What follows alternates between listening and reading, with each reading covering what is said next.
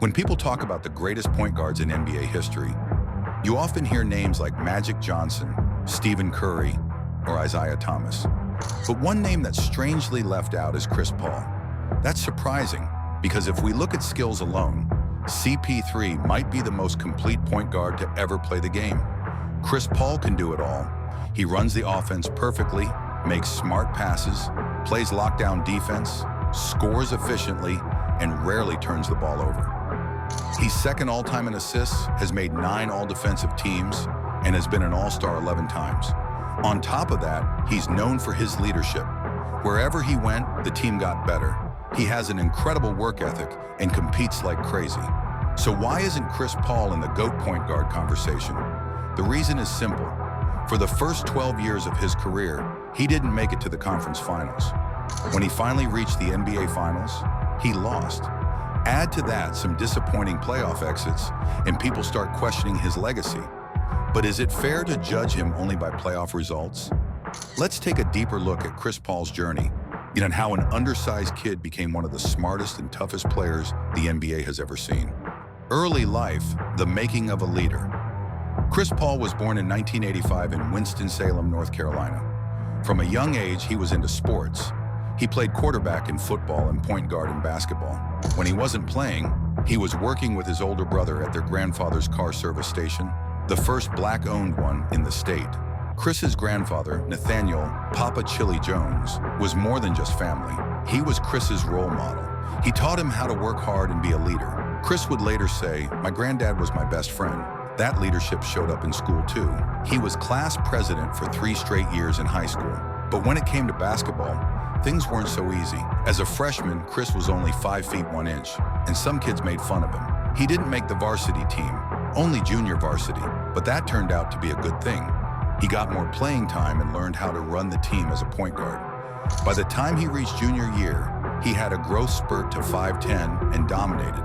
In his senior year, now standing 6 feet tall, Chris averaged 31 points, 9.5 assists, 6 rebounds, and 6 steals per game, leading his school to a 27-3 record. Tragedy in a 61-point game.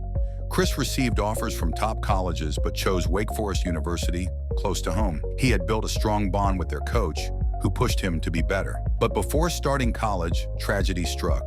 Just one day after signing with Wake Forest, Chris's grandfather was attacked by teenagers during a robbery. He later died from a heart attack caused by the injuries. Chris was heartbroken, but just days after the funeral, he played in a high school game and did something unforgettable. His goal was to score 61 points, one for each year of his grandfather's life. He reached 61 on a floater late in the game, got fouled, and stepped to the free throw line. But instead of going for 62, he intentionally missed the free throw, then walked to the bench and broke down in tears. That powerful moment made national headlines, and Chris Paul's name was now known across the country. College years, instant impact. At Wake Forest, Chris didn't waste time. As a freshman, he quickly became the team's leader. He averaged nearly 15 points, 6 assists, and 3 steals per game, shooting almost 50% from the field and 47% from 3. He broke several freshman records and helped his team reach the NCAA tournament. In his sophomore year, his stats improved again, but Paul also showed his fiery personality. In one game, he was suspended after hitting an opposing player below the belt. His teammate once said Chris was a genius, but a competitive genius with a wild side when the game started. Although Chris wanted to stay in college, he was projected to be a top 5 NBA draft pick. To help his family and chase his dream, he declared for the 2005 NBA draft. Early NBA years, a star from day one, Chris was picked 4th overall by the New Orleans Hornets. Right away, he proved he belonged. He averaged 16 points, 8 assists, and over 2 steals per game in his rookie season, winning Rookie of the Month every month. He narrowly missed being a unanimous Rookie of the Year. The Hornets improved their record by 20 wins, although they missed the playoffs.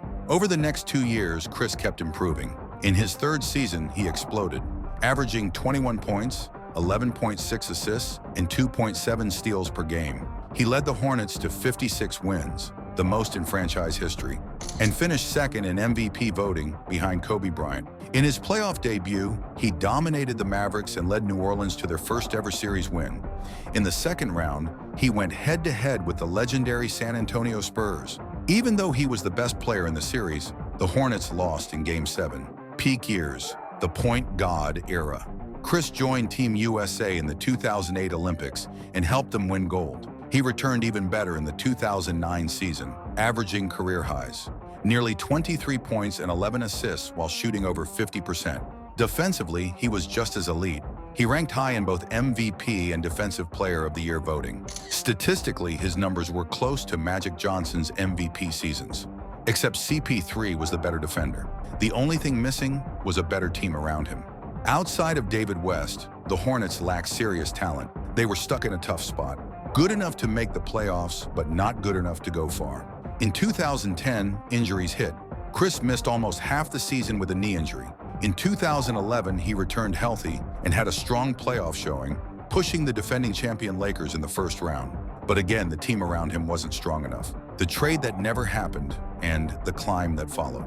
In 2011, Chris Paul was ready for a fresh start. He had carried the New Orleans Hornets for years, made them playoff worthy, and built a name as one of the best point guards in the game. Now it was time to win a championship, and the perfect opportunity came knocking. The Los Angeles Lakers had a blockbuster trade lined up to bring CP3 to team up with Kobe Bryant. Fans went crazy. Chris Paul in purple and gold? That would have been deadly. But just when it was about to go through, the NBA said no, seriously. Then Commissioner David Stern, who was technically in charge of the Hornets at the time, vetoed the trade, just like that. He said it wasn't fair for the league, no Chris Paul to the Lakers, no super team with Kobe. Chris was shocked. Fans were furious. Even the players were confused. But Chris didn't waste time being bitter. Just days later, he was traded again, this time to the Los Angeles Clippers.